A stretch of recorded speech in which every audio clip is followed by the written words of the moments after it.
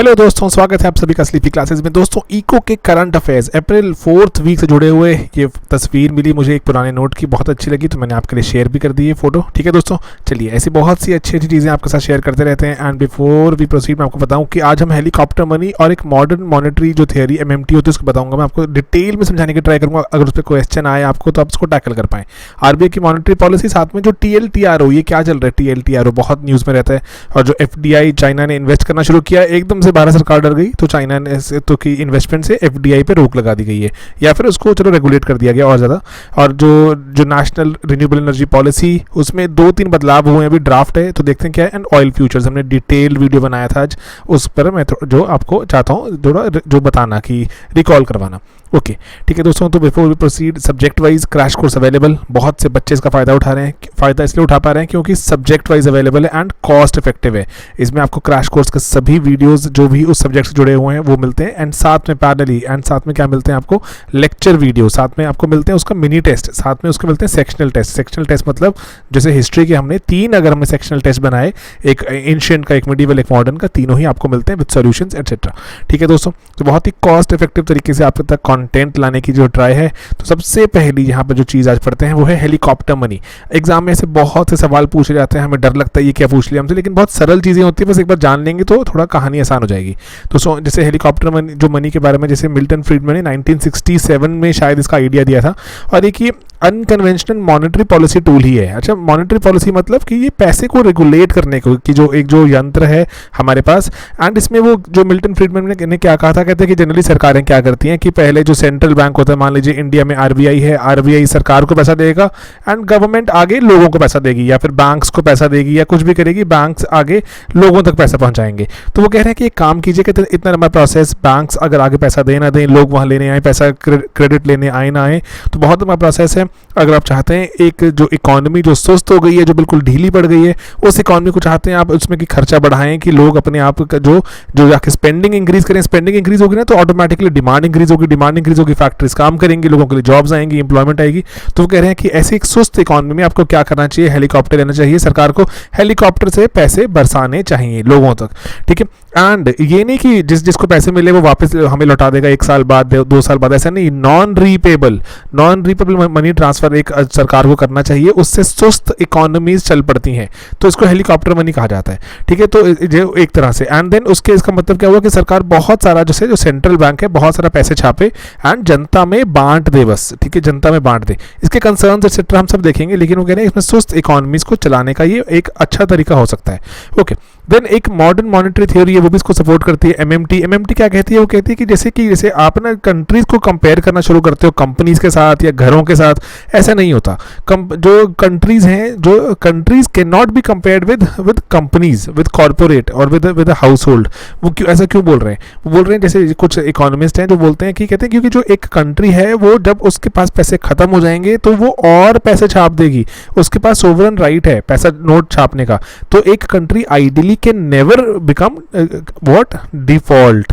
ठीक है, can never do a default, तो it can never run out of money. ठीक है, तो ये बात ध्यान रखनी है कि कंट्रीज अपना पैसा खुद छाप सकती हैं and they can never run out of money. तो इसीलिए वो बोलते हैं मॉडर्न मॉनेटरी थ्योरी की कंट्रीज डिफॉल्ट नहीं कर सकती कभी। तो इसीलिए आप पैसा लोगों को बांटिए एंड लोगों को पैसा बांट के उनको इनकरेज कीजिए कि वो स्पेंडिंग करें।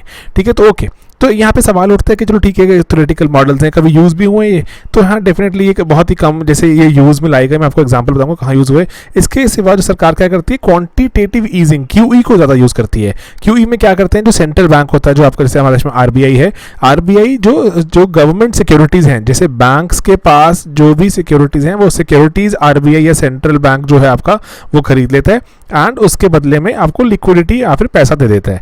ठीक है, तो इसी तरह से क्या होता है कि जितने भी बैंक्स के पास जो भी सेंट्रल जो भी आपके सरकारी जो सिक्योरिटीज़ रहती हैं उसकी एक तो डिमांड भी इंक्रीज हो जाती है। डिमांड कैसे कि बैंक्स को इनकरेज किया जाता है कि आप सरकारी सिक्योरिटीज़ को कहीं से भी अरेंज करके लाइए और हम तक पहुंचाइए and we will start giving you back money. ठीक है, पैसा देंगे एंड पैसा वो आप जाके आगे लोगों को बांटिए। जनरली ये तब किया जाता है जब हमारे जैसे बाकी जो टूल्स के लिए अभी स्कोप नहीं बचता। मान लीजिए कि जैसे रेपो, रिवर्स रेपो जीरो के आसपास पहुंच गया, अब भी लिक्विडिटी इंक्रीज नहीं हो रही मार्केट में, तो उस केस में ऐसा किया जाता है जहां पर ना ऑलरेडी जो आपके जो पॉलिसी रेट्स हैं वो ऑलरेडी जीरो के आसपास चल रहे हैं। लिक्विडिटी इंक्रीज करने के तरीके हैं ये। ओके, अब जो हेलीकॉप्टर मनी है, जो मॉडर्न मॉनेटरी थियरी है, यहाँ पर अगर हम इसका मैकेनिज्म देखें तो सरकार से क्या करेंगे, देखो ये सिंपल सी बात है, अगर ब्रॉडर लेवल पर अगर आप जो बैलेंस शीट देखोगे तो बैलेंस शीट में क्या होगा कि सरकार जितना भी जो नोट छाप के आरबीआई से ले रही है, तो एक तरह से सरकार का डेट इंक्रीज हो रहा है, लेकिन आगे सरकार का जो डेट है, लाइबिलिटी साइड जो गवर्नमेंट की है, कैंसिल हो जाएगी, क्योंकि जो आरबीआई पैरेलली अगर उसके इक्वल बॉन्ड्स होल्ड करता रहे, ठीक है, एक तरह से उधार लेता रहे, आरबीआई बॉन्ड्स खरीदता रहे एंड सरकार को लिक्विडिटी देता रहे, सरकार आगे लोगों को पैसा बांट दे, ठीक है, तो इसलिए बोलते हैं कि सरकार की बैलेंस शीट इससे इंपैक्ट नहीं होती बहुत ज़्यादा, तो लेकिन लोगों में लिक्विडिटी भी इंपैक्ट हो जाती है। एंड अच्छा, इसका कोई ऑल्टरनेटिव है? जी हाँ, ऑल्टरनेटिव है। जैसे आपको पता है कि रिसेंटली भी सरकार ने लास्ट ईयर ऐसा किया था कि सेंटर ने जो पैसा था आरबीआई के रिजर्व के पास, उस रिजर्व से पैसा लेकर लोगों में बांटने की अटेम्प्ट की थी, नॉट एक्जैक्टली कैसे हेलीकॉप्टर से लेकर, लेकिन हाँ वेरियस मैकेनिज्म प्रोग्राम्स के थ्रू, ठीक है, जैसे आप देखते हैं पीएम किसान स्कीम है, या और भी जैसे जो अभी जो जनधन योजना में 500 रुपये दिए जा रहे हैं, तो वो सभी डायरेक्ट ट्रांसफर ही तो है, वो कुछ ऐसे सरकार वो तो नहीं ले रही है ना, सरकार कोई आपसे सर्विसेज ले रही है तो उसके बदले नहीं, बिना सर्विसेज लिए आपको पैसे मिल रहे हैं, तो एक तरह से ये हेलीकॉप्टर मनी की तरह जैसे ही यूज़ हो रहा है, बस हेलीकॉप्टर की कमी है, बाकी सब कुछ वैसे ही हो रहा है, ठीक है। तो अभी किसी कंट्री ने ऐसे यूज़ किया हेलीकॉप्टर मनी? डेफिनेटली किसी ने ऐसे यूज़ नहीं किया कि हेलीकॉप्टर से पैसे बरसा दिए, लेकिन हाँ ये जो सिंस अखबारों में आर्टिकल्स एक्सेट्रा आ रहे हैं, तो उसको कंपेयर कर सकते हो आप, जैसे बैंक ऑफ जापान ने इसको जो कहा जाता है कि जिस तरह की पॉलिसी यूज़ करता है वो क्यूई से भी ज़्यादा, जो क्वान्टिटेटिव जो हमारी ईजिंग है उससे भी ज़्यादा लिबरल पॉलिसीज़ हैं, एंड ये हेलीकॉप्टर मनी या फिर एमएमटी जैसे ही नज़र आती हैं। रिसेंटली अभी पिछले, अगर आप जैसे हम देखें अभी अप्रैल के, अभी हम 4th वीक में हैं, तो पिछले 4 हफ्ते में, जैसे मार्च के लास्ट से लेके अप्रैल के लास्ट तक, अभी जो यूएस ने अप्रॉक्सीमेटली $2 ट्रिलियन जनता में फ्री बांट दिए हैं ऐसे ही, ताकि डिमांड स्टिमुलेटेड रहे, ठीक है, तो इसीलिए $2 ट्रिलियन ऐसे ही बिना बात के डायरेक्ट ट्रांसफर हो गए हैं, तो बैलेंस शीट उनकी इसमें रिफ्लेक्ट होता है। तो हाँ ये लोग कर रहे हैं, दुनिया भर की जो सरकारें ऐसा कर रही हैं, लेकिन हम इंडिया में डायरेक्टली ऐसा नहीं कर रहे, हाँ लेकिन वन वे और अदर करना शुरू हो गए हैं। तो उसके कंसर्न, जैसे आपको पता है हर चीज़ के कि कंसर्न, प्राइमरी कंसर्न है कि लिक्विडिटी इंक्रीज होती है तो इन्फ्लेशन की टेंशन होती है। जैसे मैंने लास्ट टाइम भी बताया था आपको, इन्फ्लेशन की टेंशन इतनी ज़्यादा नहीं है क्योंकि डिमांड ऑलरेडी बहुत लो है। ऐसा नहीं है कि डिमांड बहुत हाई थी हमने और पैसा दे दिया अब इन्फ्लेशन आ जाएगी, नहीं, डिमांड ऑलरेडी बहुत लो है, डिफ्लेशनरी ट्रेंड्स है मार्केट में, रादर ही नॉर्मलाइज कर देगा। एंड देन उसके बाद अभी लोगों ने अपनी डिस्क्रिशनरी परचेजेस को रोका हुआ है, उससे इसको इंक्रीज करेंगे, लोगों के कैपिटल एक्सपेंडिचर नहीं हो रहे अभी। एंड सरकार के पास भी जो ऐसा नहीं है, सरकार भी पैसा इसमें और डाल देगी, सरकार के पास भी रिजर्व मनी है, सरकार हेल्थ केयर पर स्पेंड कर रही है, तो इसलिए ज़रूरी है कि अगर सरकार लोगों को पैसा दे देगी तो लोग ऑटोमेटिकली बाकी जगहों पर स्पेंड करेंगे, सरकार जबकि हेल्थ केयर पर स्पेंड करते रहेगी। एंड हमारे क्रेडिट की ग्रोथ भी काफ़ी लो है अभी। क्रेडिट की ग्रोथ होने से क्या होता है कि हम लोग उधार नहीं ले रहे, क्योंकि उनको पता है शायद रीपे करना मुश्किल हो जाएगा, इसलिए नॉन रीपे पेमेंट ओरिएंटेड ही मॉडल कुछ काम कर सकता है। एंड देन इसका अगर हम देखें करेंसी वैल्यू पे कुछ इंपैक्ट है क्या? बिल्कुल, बहुत ज़्यादा। सबसे बड़ा कंसर्न इसका इन्फ्लेशन नहीं है दोस्तों, इसका करेंसी वैल्यू पे इंपैक्ट इसका है कि देखो जैसे हमारा देश की जो करेंसी है वो हार्ड करेंसी नहीं है। ऐसा नहीं है ना, जैसे हमारा जो इंडियन रुपी को कोई इंटरनेशनली यूज़ नहीं करता ना तेल खरीदने के लिए एक्सेट्रा, US डॉलर या फिर कैनेडियन डॉलर, जो यूरो एक्सेट्रा, ये पाउंड यूज़ होते हैं, ये हार्ड करेंसीज हैं। इंडियन करेंसी हार्ड करेंसी नहीं है। तो जो हार्ड करेंसी वाली कंट्रीज होती हैं वो जितने भी मर्जी नोट छापें तो स्टिल वो इन्फ्लेशनरी प्रेशर या करेंसी वैल्यू की डिप्रिसिएशन को, डिवैल्यूएशन को अवॉइड कर सकती हैं। इंडिया नहीं कर पाएगा, क्योंकि इंडिया में अगर एक्सेस हो जाएगा INR तो हम उसमें क्या होगा कि हमें सीरियसली डिवैल्यूएट करना पड़ेगा अपने आप को, उससे हमारा इंपोर्ट बिल बढ़ जाएगा। लेकिन इंपोर्ट बिल बढ़ जाएगा तो चलो वो बात अलग है कि अभी हमारा जो कच्चे तेल के दाम बहुत ही कम है, तो इंपोर्ट बिल शायद इतना ना बढ़े, एक्सपोर्ट में फ़ायदा भी हो सकता है। लेकिन इसमें जो फॉरेन जो इंस्टीट्यूशनल इन्वेस्टर्स FPIs आते हैं, उनका जो करेंसी की वैल्यू वो 100 रुपये लेकर आएंगे, उसके बाद चाहे 10% रिटर्न भी मिल जाए तब भी उनको ओवरऑल वो वापस 90 रुपये लेकर जाएंगे, क्योंकि करेंसी बहुत ग्रेजुअली डिवैल्यूएट हो जाती है। ठीक है, तो करेंसी रिस्क जिसको कहा जाता है, तो इसलिए इसका ये मेजर कंसर्न है। तो सरकार क्या कर सकती है? सरकार पैरेलली कन्वेंशनल टूल्स के साथ साथ में जैसे पुअर फैमिलीज को कैश हैंडआउट्स ये दे रही है सरकार, और लेकिन अग्रेसिवली कर सकती है। एंड देन उसके बाद जैसे सरकार अपने खर्चे कम करे अंडर वेरियस हेड्स, जो बाकी और जगह पे सरकार जहाँ सरकार खर्चे कटौती कर सकती है, डिफेंस जिसमें से एक इंपॉर्टेंट एक जो पैमाना निकल के आता है आर्टिकल्स के हिसाब से। देन जो अनक्लेम्ड बैलेंसेज हैं, बहुत जगहों पर बैलेंसेज सरकार यूज़ नहीं कर पाती, उनको वापस ले सरकार वेरियस हेड्स के अंडर एंड स्पेंड करना शुरू करे in various other things. And जो मार्केट से बोरोइंग भी कर सकती है, एंड सरकार जब बोरो करती है तो लोगों का थोड़ा ट्रस्ट भी रहता है वापस करने की, क्योंकि जो पॉसिबिलिटी ज़्यादा होती है तो उसे सरकार मार्केट से बोरो भी कर सकती है। ओके, अब दोस्तों एक आरबीआई की monetary policy and TLTRO, again detail चीज़ है, जान लोगे तो फायदे में ही रह सकते हैं, पेपर में शायद सवाल सॉल्व हो जाए हमारा।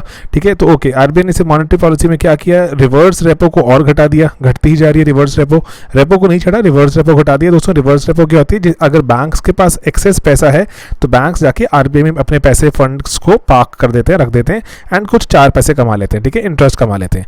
जनरली शॉर्ट टर्म में रहता है, मैक्सिमम 28 दिन के लिए किया जाता है, इससे भी शॉर्ट टर्म में होता है, लॉन्ग टर्म में ये नहीं किया जाता। ठीक है, तो आरबीआई ने इसको मार्च 27 को जो घटाया था उसके बाद फिर से घटा दिया रिवर्स रेपो काफ़ी कम। जैसे इसका मतलब क्या हुआ, इसको फटाफट समझने की ट्राई करो। अगर रिवर्स रेपो घट रहा है दैट मीन्स आरबीआई डिस्करेज कर रहा है कि प्लीज़ मेरे पास पैसा लेके मत आओ, मेरे पास पैसा जमा मत कराओ, मार्केट में खर्चो, इसको मार्केट में लोगों को क्रेडिट दो। ठीक है, आरबीआई चाहता है मार्केट में लिक्विडिटी बढ़ाना, इसलिए रिवर्स रेपो या रेपो दोनों ही घटाए जा रहे हैं। ओके, तो अब देखो टीएलटीआरओ क्या होता है दोस्तों। अभी जैसे आपको पता है कि पेंडेमिक जो चल रहा है कोविड, एंड उसमें जो नई नई तरह के टूल्स ट्राई किए जा रहे हैं ताकि मार्केट में पैसे बने रहे, मार्केट में लिक्विडिटी बनी रहे, लोग खर्चे करते रहें, खर्चे करेंगे तभी ही मार्केट चलेंगी ना, तो तभी दुनिया भर में कुछ नए नए प्रोडक्ट्स बनेंगे। तो अब टीएलटीआरओ में क्या होता है, जैसे जो हमारे रेपो ऑपरेशन होते हैं शॉर्ट टर्म होते हैं, 28 दिन के होते हैं, जो लॉन्ग टर्म ऑपरेशन है उनको एलटीआरओ कहा जाता है। अगर उनको टारगेट भी कर दोगे आपकी अच्छा सिर्फ और सिर्फ इन जो पर्टिकुलर जगहों पे आपने बॉन्ड्स खरीदने हैं या फिर इन पर्टिकुलर जगहों पे आपने यहाँ इन्वेस्ट करना है, तो वो टारगेटेड एलटीआरओ हो जाते हैं। ठीक है, तो रेपो ऑपरेशंस होते हैं, अगर वो शॉर्ट टर्म होते हैं उनको लॉन्ग टर्म बोलते हैं तो एलटीआरओ बन जाते हैं। एलटीआरओ को आप टारगेट भी कर दो कि इन जगहों पे आपने बैंक्स को बता दो कि आपने पैसा खर्चना है जो हमसे उधार ले रहे हो, तो वो टीएलटीआरओ हो जाता है। ठीक है, तो यही जो आपको पता है रेपो शॉर्ट टर्म होती है, लॉन्ग टर्म में हो गया तो एलटीआरओ, एंड टारगेट भी कर दिया तो टीएलटीआरओ। 3 साल के लिए आरबीआई ने फंड देने शुरू किए हैं बैंक्स को कि 3-3 साल के लिए मुझसे उधार ले लो, अदरवाइज आरबीआई लॉन्ग टर्म जो फंड्स ज़्यादा नहीं देता। आरबीआई ने अभी 1 लाख करोड़ रुपया निकाला एंड बैंक्स को बोला कि आप मुझसे लॉन्ग टर्म रेपो रेट पर ले जाइए।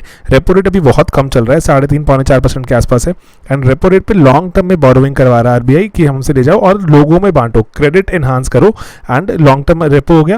एंड उसके बाद अगर टारगेट भी कर देंगे तो टीएलटीआर हो जाएगा। ठीक है, तो ये टारगेटेड है। जैसे कौन से जगहों पे, जैसे इन्वेस्टमेंट ग्रेड जो अच्छी कंपनीज हैं उनके बॉन्ड्स में, किसी अच्छी कंपनी के कमर्शियल पेपर में, और अगर कोई एनबीएफसी है तो उसके अगर एनसीडी है, नॉन कन्वर्टेबल डिवेंचर में भी, ठीक है, जो कि इक्विटी में कन्वर्ट नहीं हो सकता, मतलब वापस आपको पैसा मिल जाएगा। ठीक है, अगर कोई इन्वेस्ट करेगा तो उन जगहों पर टारगेटिंग भी आरबीआई करवा रहा है, तो टीएलटीआरओ कहते हैं उसको। ओके, इसको सिंपल सी बात है, क्यों देखो क्यों ऐसा क्यों हो रहा है, क्यों अभी मार्केट में बहुत से लोग हैं जो अपने जो पैसा वापस चाहते हैं, जो उधार दिया हुआ है तो वापस चाहते हैं, तो उसके कारण क्या हो रहा है कि जो मार्केट में अगर किसी को उधार चाहिए तो उधार बहुत महंगा मिल रहा है, इतने आराम से उधार मिल नहीं रहा। ठीक है, उससे क्या हो रहा है कि इंटरेस्ट रेट ऊपर जा रहा है, ऑलरेडी इन्वेस्टमेंट नहीं हो रही, किसी को इन्वेस्टमेंट करनी भी है तो उधार महंगा चल रहा है। तो आरबीआई इसलिए चाहता है कि बैंक्स आगे आएँ एंड मार्केट को और थोड़ा कूल डाउन करें, इंटरेस्ट रेट्स को थोड़ा कम करें। तो आरबीआई का ये एक अटेम्प्ट है to bring down the interest rates, क्योंकि ऑलरेडी बहुत से लोग हैं जो पैसा निकाल कर चाहते हैं जाना, उधार बिल्कुल नहीं चाहते देना, वो जो दिया भी हुआ है वो वापस चाहते हैं रिकवर करना। ठीक है, तो इसीलिए आरबीआई चाहता है कि मार्केट में जो इंटरेस्ट रेट नीचे रहे।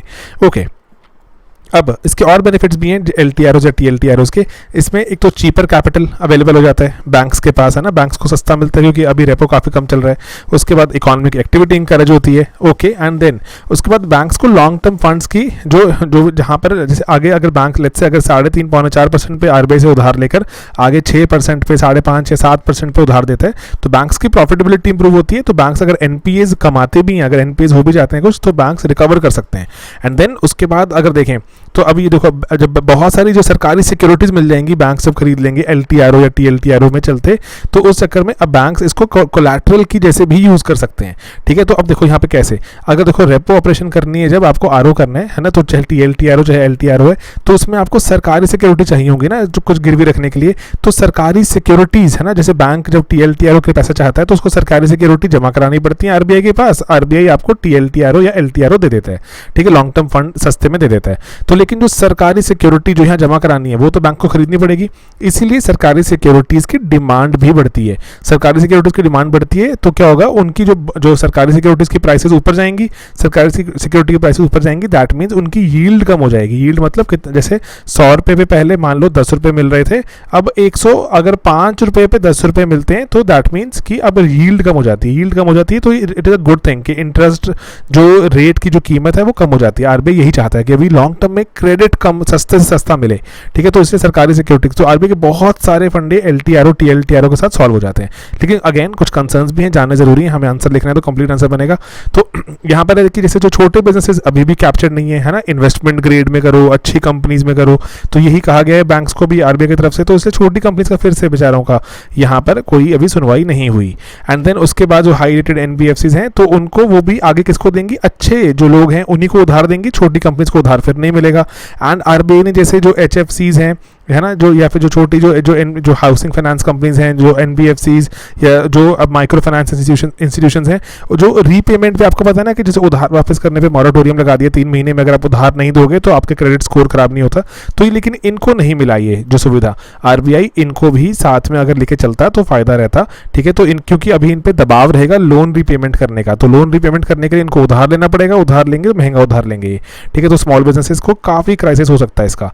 तो इसलिए वे अहेड क्या है कि तो 3 जो महीने का मॉरेटोरियम इनको भी एक्सटेंड किया जाए, जो एनपीए के नॉर्म्स रिलैक्स किए जाएं, जो 90 डेज वाले हैं वो 180 डेज का जो नॉर्म हम कर सकते हैं, ताकि एनपीए वैसे ही क्लासीफाई ना हो कोई। एंड देन उसके बाद जो अगर जो फिस्कल स्टिमुलस कि सिर्फ और सिर्फ मॉनेटरी पॉलिसी को से कुछ नहीं होने वाला दोस्तों, फिस्कल स्टिमुलस साथ में देना पड़ेगा सरकार को भी साथ में, जैसे हमने पहले बात की हेलीकॉप्टर मनी एक्सेट्रा या मॉडर्न मॉनेटरी थियोरी, उस तरह वाले पॉलिसीज को भी अपनाना होगा। अदरवाइज ड्रास्टिकली डिमांड तो कोलैप्स हो ही रही है। ओके, तो इसलिए अब आपको एक और जानने की वैसे ज़रूरत है, यहाँ पे बात जान लो। तो एलटीआरओ जो कहीं और यूज़ हुआ है, जी सर बिल्कुल, ये तो रादर इन्वेंशन ही यूरोपियन सेंट्रल बैंक की है। 2008 में जब क्राइसिस आया था तो ईसीबी ने, जो यूरोपियन सेंट्रल बैंक ने इसको जो निकाला था, उसको कहते हैं लॉन्ग टर्म रीफाइनेंसिंग, है ना, रीफाइनेंसिंग ही होती है रेपोसो, तो रीफाइनेंसिंग ऑपरेशंस कहा जाता था इनको। तो जो एलटीआरओ के वहीं से ही जन्म हुआ। ओके दोस्तों, एक छोटी सी खबर है, फटाफट जान लेते हैं कि जैसे अभी रिसेंटली चाइना की बहुत सी कंपनीज ने, इंडियन मार्केट बहुत लो है अभी कोविड के कारण, तो मार्केट लो है, तो शेयर वगैरह बहुत सस्ते में मिल रहे हैं, तो चाइनीज़ कंपनीज ने फटाफट से इन्वेस्ट किया एंड कुछ कुछ हमारे देश की कंपनीज के शेयर खरीद लिए, अच्छी खासी हिस्सेदारी खरीद ली, एचडीएफसी बैंक में भी खरीद ली थी। तो बहुत कंसर्न हो गया कि चाइना हमको एक्वायर ना कर ले, और चाइना की बहुत सी कंपनियाँ आ गई हैं हमें एक्वायर करने, एक्सेट्रा एक्सेट्रा। तो सरकार एकदम से दबाव में आ गई, सरकार ने एक नोटिफिकेशन निकाल दिया कि जो हमारे जो भी कोई पड़ोसी मुल्क हैं, जो नेबरिंग कंट्रीज़ हैं, जो कि हमसे लैंड बाउंड्री शेयर करती हैं, मतलब चाइना, ठीक है, बाकी जो छोटी छोटी कंट्रीज़ हैं, पाकिस्तान, नेपाल, है ना, ये वाली तो बिल्कुल बारीक बारीक, भूटान तो छोटी छोटी कंट्री, बांग्लादेश, तो इसलिए किस पर ही टारगेटेड था ये, चाइना पर। डायरेक्टली चाइना नहीं बोल सकते थे, लेकिन बोला जो भी लैंड बाउंड्री शेयर करती हैं इंडिया के साथ, वो इंडिया में अगर एफडीआई करेंगी तो सरकार, चाहे वो ऑटोमेटिक रूट है, चाहे स्ट्रेटेजिक रूट है, चाहे नॉन स्ट्रेटेजिक रूट है, जो मर्जी रूट है, सरकार उसको जब तक अप्रूव नहीं करेगी वो एफडीआई नहीं आगे बढ़ सकती, ठीक है। तो चाइना ने इसको डब्ल्यूटीओ में सवाल उठाया कि इंडिया ऐसा नहीं कर सकता, दिस इज डिस्क्रिमिनेटरी। तो लेकिन चलो सरकार ने फिलहाल तो कर दिया, क्योंकि काफ़ी कंसर्न था, न्यूज़ चैनल्स ने बहुत इस पर जो मुद्दा उठा दिया।